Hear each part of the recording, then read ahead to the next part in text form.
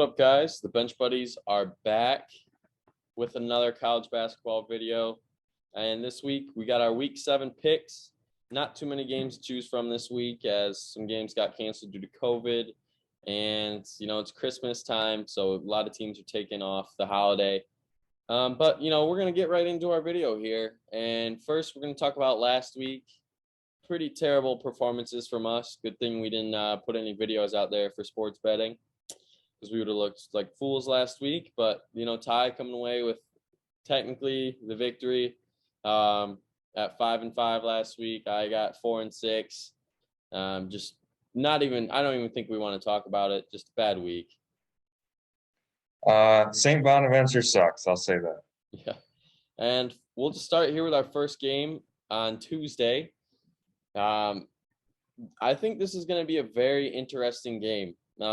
I think Alabama's going to be favored by a lot, but this Davidson team, Steph Curry's former school, pretty much what they're known for, could give them a run for their money here. I think Alabama will prevail, but I think it will be a pretty decent game, and Davidson will try to keep it close. Yeah, it could be an interesting game. Alabama obviously coming off that loss to Memphis, so they could come out flat, a little bit of a hangover, or they could come out energized and play angry from that loss. So this could go either way. Just depends on if Alabama's hitting their threes. If they are, they'll blow them out. And another game on Tuesday at 7, probably the best game on Tuesday. You got Xavier and Villanova. Villanova really needs a win here, especially at home, coming off a tough loss last week by 20-25, I believe, to Creighton. And I think Jay Wright's a great coach, but he's really got to right the ship right now, because the ship is sinking. It's got some holes in it. But if they can win this game, I think they're going to be right back on track, because this Xavier team is no joke. And I'm rolling with Xavier because they're hot right now, 11-1, slowly climbing up the rankings. You win this game, you're a top 15 team for sure, and you knock out Villanova of the top 25. And I think Xavier's going to do it this week. Yeah, I'm going to go with Villanova. I just think they're going to be really desperate in this game. You can't fall to 7-5 with the expectations that they had. I want to see them go inside a little more. They've just been launching threes mainly. I mean, the Syracuse game, they put up over 50 threes. They need to get some inside scoring, and I think they'll make that an emphasis in this game, and I think they'll get the win. And we got our Michigan Wolverines taking on Purdue Fort Wayne. Michigan has looked a lot better, I guess you could say, since the Minnesota game. I know it's only been one game, but Devontae Jones is actually playing how we all thought he would play now, the last 2 games.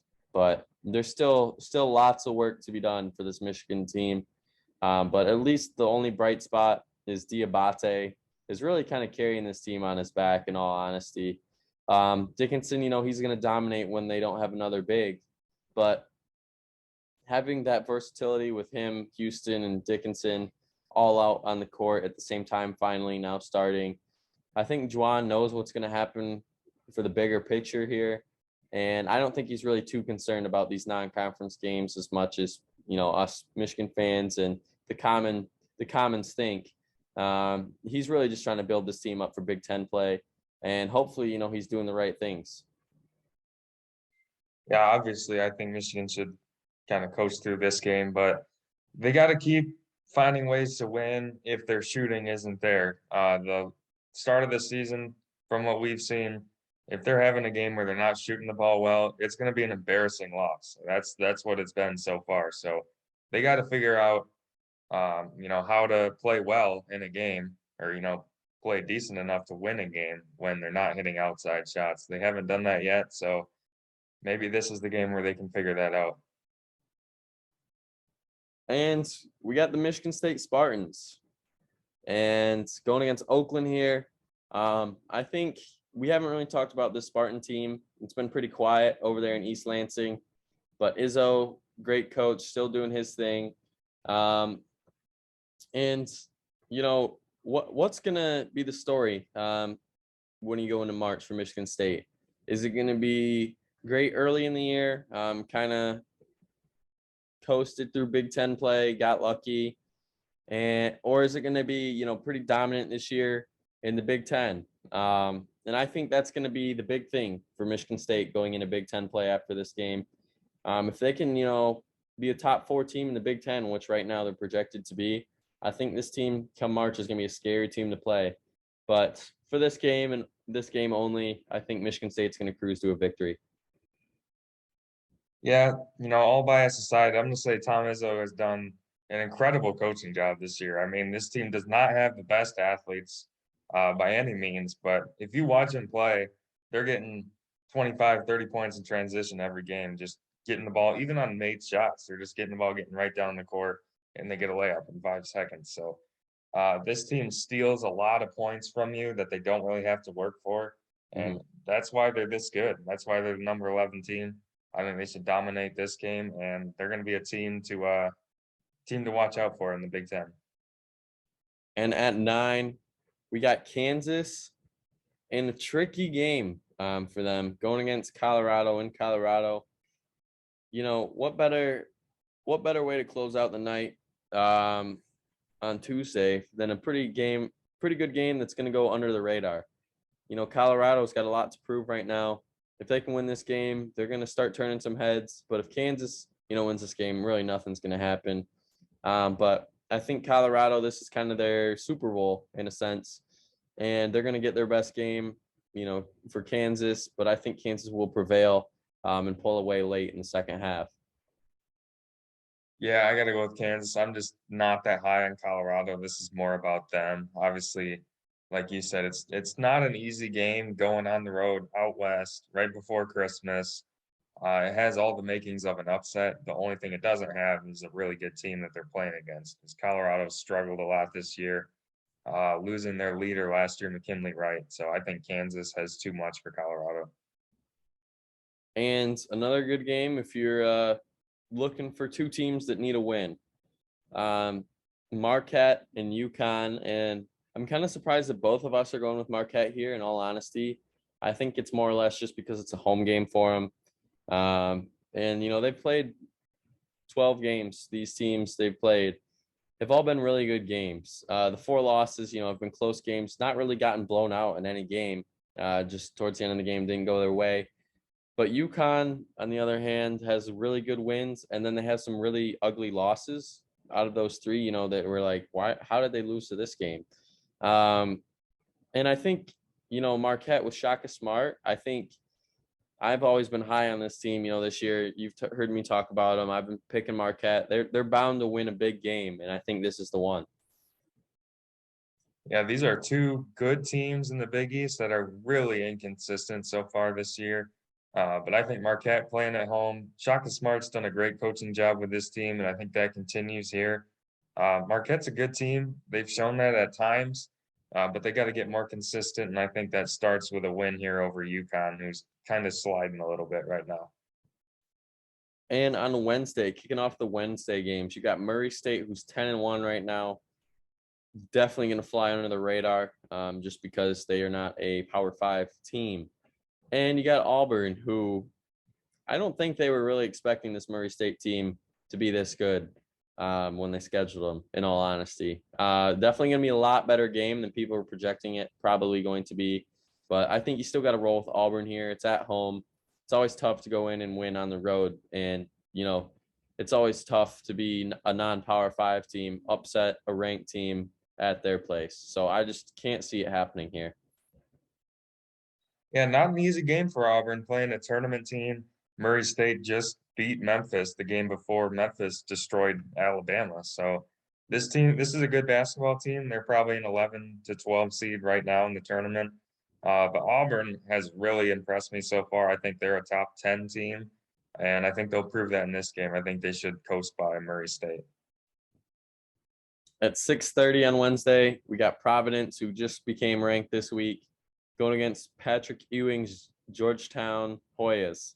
I think Providence is a very solid team in the Big East. 11-1. Nobody thought they'd be here. And I think they're going to get to 12-1 here. Pretty good win, not great win, but I think they'll pull away late, probably win by 10 or more. And Providence will move up next week in the rankings as well.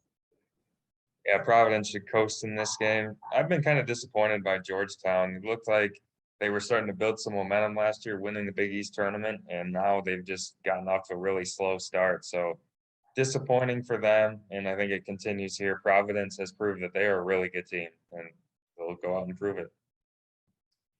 And at 7, you got the best game of the day. You got number 6 Arizona traveling into Tennessee, and I'm going with Arizona. I'm riding the hot hand here.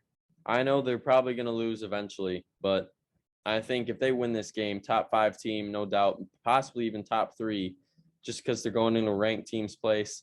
But if you're Tennessee here, you need this win. This will be the signature win before you head into conference, the grueling conference, and you need every win you can get heading into the SEC. But as I said before, I'm going with a hot hand here in Arizona. Yeah, I'm just gonna kind of go off a hunch here and take Tennessee at home. I think they can pull this upset on their home court. And Arizona, I think they're a top 5 team for sure, but I just think they kind of need, I wouldn't say they need it. I'd just say they're more due for a game where they kind of come back down to earth and, have to rebound from a loss. It's good for teams to lose games early, especially when you're a really good team and kind of have to figure things out.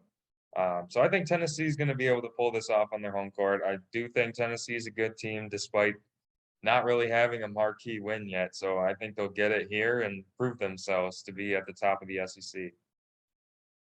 And at 9, after that game, you got Virginia Tech and Duke, which could be a little bit of a tricky challenge for Duke, but I don't really see them losing this game, especially because it's at home. And, in our top 25 rankings, I was talking about how this game means more to Virginia Tech than it does to Duke. But I think Duke just has too much talent to lose this game.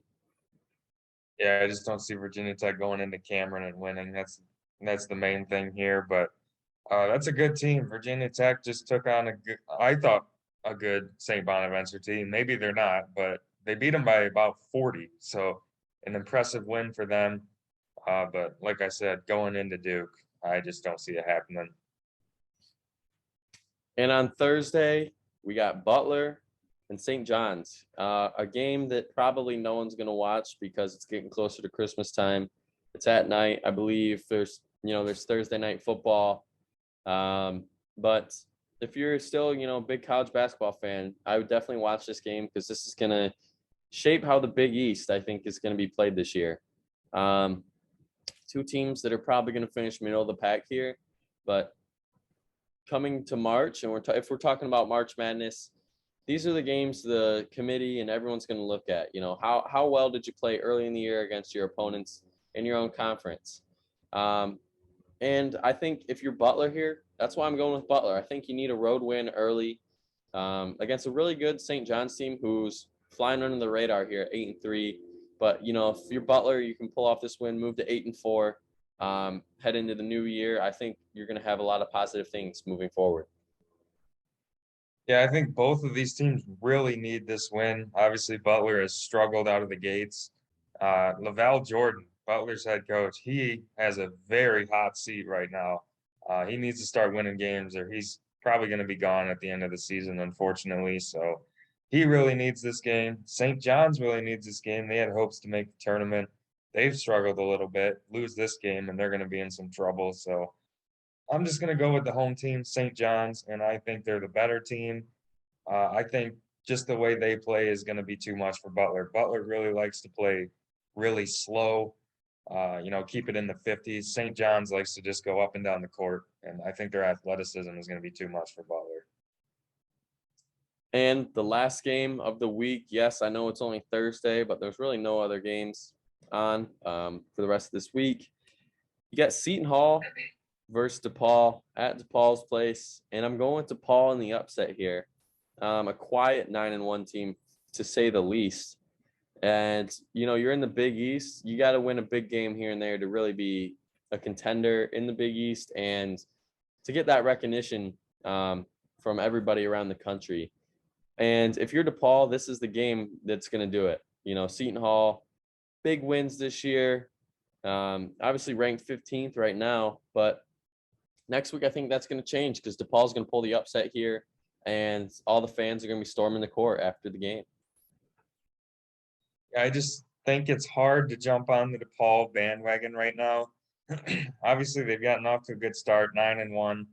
It just feels like we've seen this movie before. They have a good non-conference schedule. You think they might be turning a corner, might be competing, and then all of a sudden you look and they're 1-8 or 1-9 in the Big East to start. So I got to see them win a game like this before I can really pull the trigger. I think they could, but Seton Hall's a really good team, and right now I got to go with Seton Hall, the more established and proven team. And that'll do it for our video today. If you like this video, hit the subscribe button, hit the like button, stay up to date on all things Bench Buddies. And if you want to learn some more things about us, some more videos, go check out our TikTok on and it'll be bench_buddies. We're going to be posting sports betting, previews of our videos, some ideas on there as well. Same for the Instagram. Go check that out. That's in our bio here on YouTube. But thanks for watching. Until the next time, the Bench Buddies are out.